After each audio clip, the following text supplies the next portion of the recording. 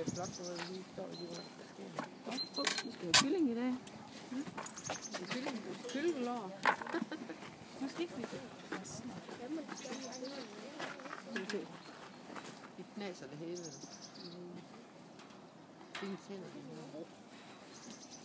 Det er vores jaguarpar. Og Carlos er den sorte, det er hannen. Og Caro, det er hunden. Hun er cirka 4 år gammel, og han er cirka 6. Og I kan se, når solen den skinner på ham, så har han faktisk pletterne indenunder. Ligesom hun har. Og alle jaguarerne, de er faktisk plettet, ligesom hun er. Som han jo også er. Man kan se det i hovedet på ham der. Det er kun 6% af alle jaguarerne, der bliver sorte. Men det er simpelthen fordi, at der har været flere sorte gener ved hans forældre, så er han blevet sort. Så han er meget sjælden.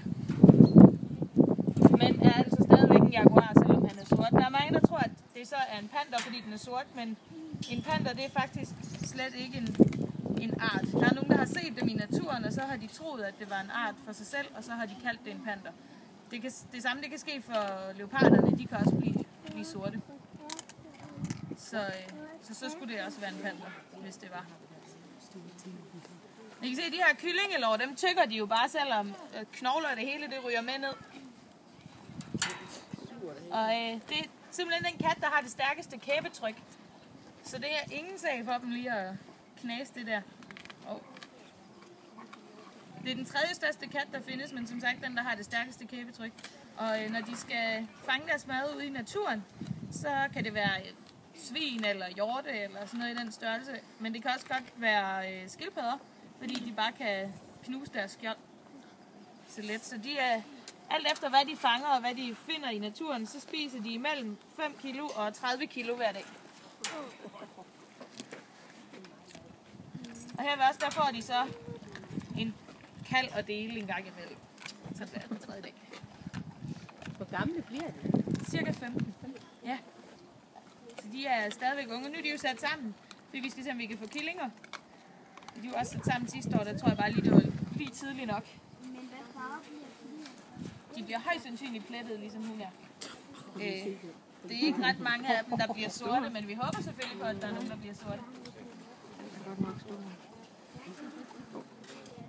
Og Hvad vejer sådan en stor han? Og hvad er det lige omkring 90-100 kilo, tror jeg. Ja. Han er også fuld udvokset nu, som han skal være. Hvor mange killinger får de? Mellem 1 og 4.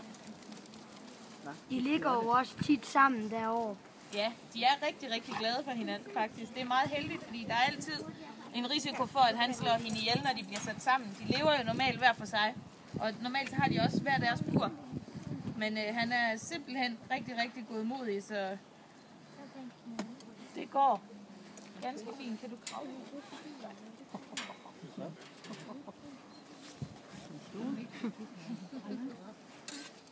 Hvor lange kan de blive? Sådan cirka som han er. Altså hun vil altid være lidt mindre, hunderne. Men han er fuldt udvokset, som han skal være, så det er så stor, de bliver. Han har også et større hoved. Ja, han har et lidt større hoved. Men han er sådan meget, meget